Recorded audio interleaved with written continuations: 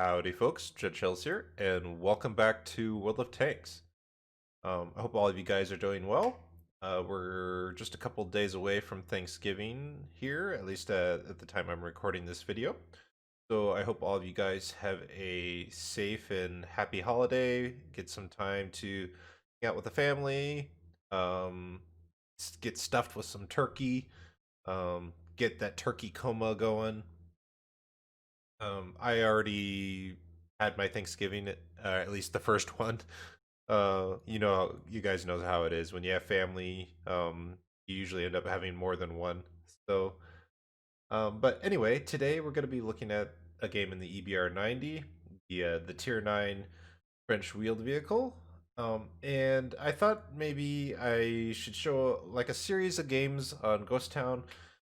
Not sure if I'll stay sticking to that kind of idea, but this is the second game in a row that I'm going to be showing it on this map.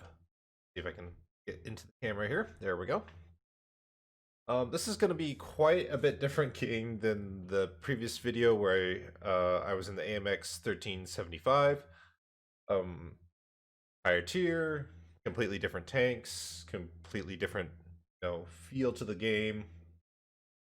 And just to give you guys an idea that this is potentially a really good scouting map for you guys. Now, the things that end up happening in this battle, a lot of it has to do with me playing a wheelie tank, but you can use certain positions in the same kind of concept that I do in this battle in a traditional scout as well. You just won't be, you'll just have to be a little bit more careful because your escape plan and your ability to retreat isn't as good if you're playing a traditional scout versus a wheelie tank. So before I ramble on too much longer, let's just talk about the matchmaking. Tier 10 game, so there's a lot of hit points out there. There's 2 Artie on each side. When I loaded into this battle, I thought Matchmaker had gifted me an epic game because other than the Progetto 65 on the enemy team, the T-54, and the T-49, there isn't a lot of tanks that can move quickly into position to counter what I'm going to be planning on doing. This map on Encounter and the Encounter / Assault option in your battle settings, this is one of the reasons why I leave that on. Because if you get this map, GhostTown, on Encounter, you can get a ton of assistance damage. And basically how you do it is, if I can go into, well, I'll have to start the battle for 1 second here. And go into free cam here. You basically use this bush line right here. Now, the map's been in the game a long time. Most of you probably know about this bush line. But I'm just going to show how you can work it. I get away with certain things just because I'm in a wheelie tank, but if you play it more carefully, you can achieve more or less the same result in a traditional scout too. The great thing about Encounter, if you move into these bushes, is that you can spot the enemy spawn. So the enemy spawn is here and here, I believe. So tanks will be driving from here into the city, and tanks will be driving this way to, up to maybe the rock here or down here by the ship, or moving up here into like little perches or whatever. They like to hang out here in this gap of the city right here, and you can spot all of that from this bush line. Now, you will be contested most of the time initially in the beginning of the battle, so you have to take into account the matchmaking of the game, right? If there's lots of scouts, if there's lots of mediums, you're probably not going to get away with going here early. You need to play more cautiously. But this bush line is epic. The single bush line here, followed by a couple double loops right here, and another short bush line right here. I can show you how you can get vision on most of the area of the map right here in this game. So let's just start the battle. And we'll get that fixed there. There we go. All right. And like I said, when I loaded into the game here, I was like rubbing my hands with glee because all I saw were a bunch of slow tanks with a lot of hit points, other than the T-49, right? And so I'm really confident about moving up here, really aggressive. Halfway expecting the T-49, maybe, right?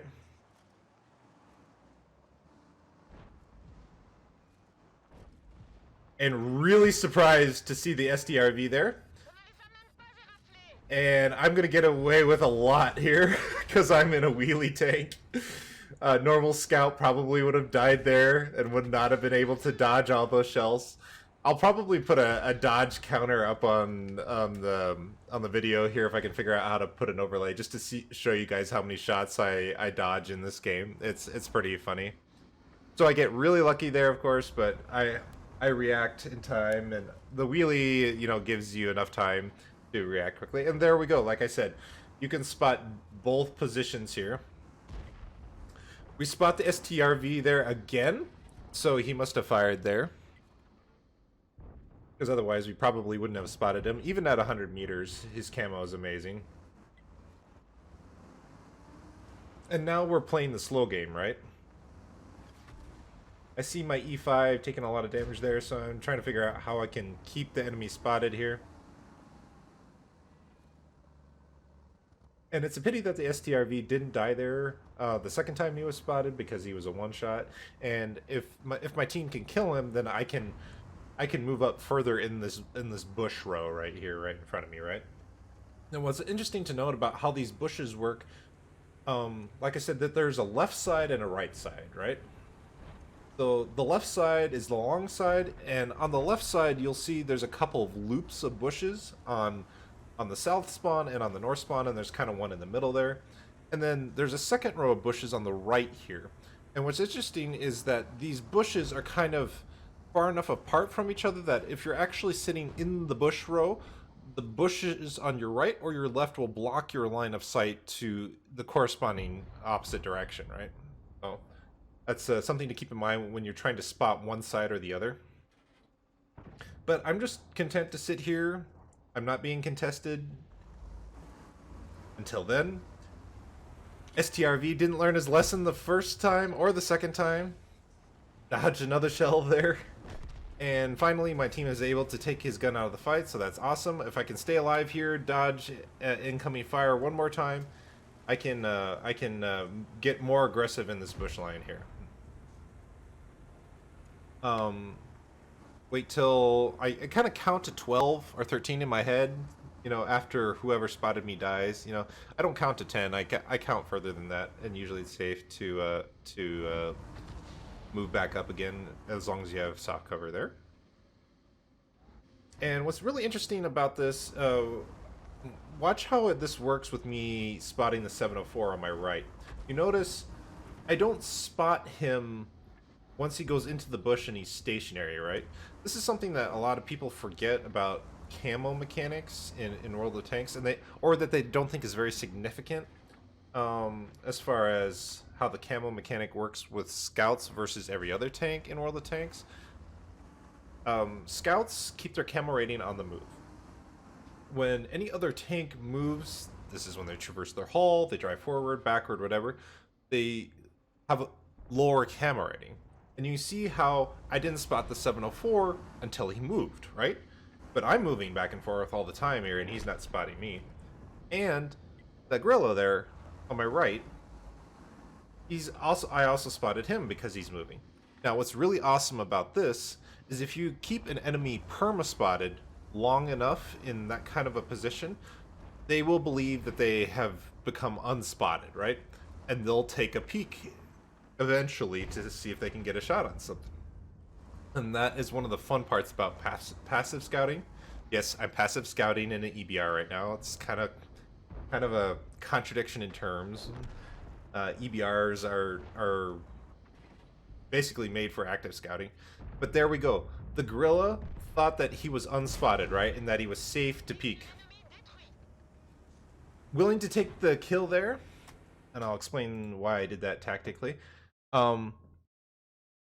Really lucky that the T-30 didn't shoot me here, and really lucky that I didn't get spotted at all, which is kind of strange. Maybe this building blocked the line of sight there to the T-30, or maybe the gorilla had reversed far enough back behind the bush here that like he was double bushed and he couldn't see me when I fire. I'm willing to take that acceptable. Well, I'm just making up new words. Acceptable risk, rather, to take his gun out of the fight. Because once I take his gun out of the fight, then I have all this area. I'm going to free cam again. Then I have all this area to free play with now. And I can start getting a better angle on any tanks right here. And I can move further up to see if I can spot anything right here, right? So, golden rule in any light tank and any scout tank, you need to bide your time, right? And wait and decide when it's acceptable to engage a target, when it's acceptable to do direct damage versus spotting. A lot of that has to do with like how many guns are behind you, right? I always have some mini map awareness. I have a lot of guns behind me. Got 2 artillery that can potentially shoot anything I spot. Got 3 tank destroyers, got this heavy, had the E5 over here before he died. Have these heavies here that are playing the corner, so they can shoot anything over here that I spot, right? So what is me shooting, right, and doing 1 shot of damage, and then having to retreat and lose spotting the enemy, versus if they peek, all the guns on my team can shoot them, right? So you got to weigh the option, right? Is it worth shooting in that particular situation? Of course it was, because the gorilla was a 1-shot take his gun out of the fight, right? All right, so now I'm moving up to the edge of the map here. My next goal here is to take out the T-30 since he's a 1-shot. Great camo. The EBR allows me to move into position unspotted. Get spotted when I fire here, so I stay slippery here, and was half expecting a tank there in the corner, but I wasn't expecting that it would be an object, an object 257, to be honest. I thought maybe it would have been something else. He takes another shot at me there and misses, and we spot ourselves a juicy little piggy. Hello, piggy. This is part of the other reason why I've been playing so many wheelie games in the last few patches, guys. Before, there wasn't really a whole lot of risk to artillery just because of how the map design works and, you know, the speed of tanks these days and traditional scouts. Wheelies finally put Artie at risk again before the game is over, right? Before the game is decidedly won or lost, right? That's part of the reason I like to play them. Fortunately, don't pen our HE shield there. The T-92 looking for us now, so there's no reason for me to drive straight at him. And I'm just kind of floating around in here, keeping the object 257 spotted, but I have no intention of attacking the T-92 there from that direction. He's expecting me to come from that area because that's the spot that I was last spotted. Believe it or not, I believe that I was unspotted. Yep, I had gone unspotted even though how close I was to the object 257, because the camo rating on this thing is awesome.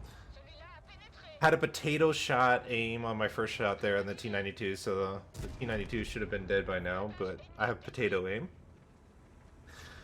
Killed the Artie, now I'm respotting the object 257. This waffle back there in that flank behind me got a lot of damage out, if I remember correctly, just because of all the spots put out.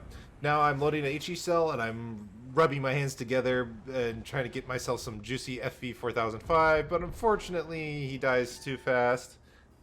And now I'm full HP. I actually do not care about getting shot right here by the 704. I'm going in for some more assistance damage, this time tracking, not spotting, of course.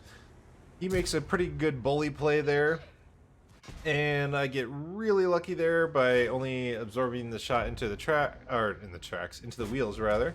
Trying to go for another tracking shot there, but you know, I have another potato shot there, and I get another shot absorbed into my wheels because, you know, EBRs have the best armor in the game.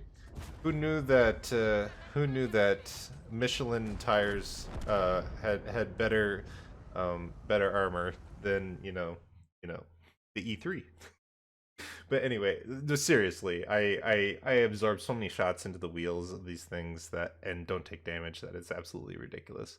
a balancing factor that I think wargaming does need to look at. But yeah, so we got a ton of assistance damage there in a short amount of time, and 10,800 recorded spotting damage, but we end up getting more than that as the end game plates will show you guys. But I just wanted to show you guys this game on GhostTown, another GhostTown game, just to give you guys an idea about what you can do in a scout. Most of the time, it's kind of frustrating to see scouts not knowing how to play this side of the map. Um, the I think there's like 3 or 4 different modes of this map. Zooming out here. So there's standard mode. Um, and the spawns are, I think, this side and this side. If you can do that, you can use this bush line just like I did in this game encounter game. It just doesn't work quite as well just because not as many tanks will be here because they're spawned more central to the map. There's assault mode from attacking this side and defending this side. I hate that mode because tanks get dug in. If I can zoom out here a little bit further, tanks get dug in on this draw and this draw. Wow, that's really bad perspective. Sorry. But anyway, there we go. We got a faster cam now. Tanks get dug in on this draw right here and this draw right here for the defending team. And if you're the attacking team coming from this direction, it's just really hard to do anything. You just end up sitting here and taking really bad trades. Same on this perch right here. So it would be interesting if they actually made the defending team's cap on this side. But anyway, that's rambling. But as far as using this bush line right here, as you guys can see, there's 2 bush lines. The long one right here and the slightly shorter one. And as you can see, it does a loop right here. And you can get vision on both sides of here. This works when it's standard mode this way or encounter. Doesn't work on assault because this is the actual spawn point for the defending team on assault. But you can potentially get a ton of assistance damage on this map, just depending on the matchmaking. If there's lots of fast tanks in the matchmaking, don't be very aggressive in the beginning in that bush row. Just wait and wait for the enemy scouts to get aggressive, help your team kill them, and then you can move up. But yeah, hopefully this will give you guys some ideas on a map that most people don't think of as a scouting map. And maybe it'll help you guys finish your missions. So thank you guys so much for watching this video, and once again to my rambling. I hope you guys have an awesome Thanksgiving. Happy hunting out there, and take care.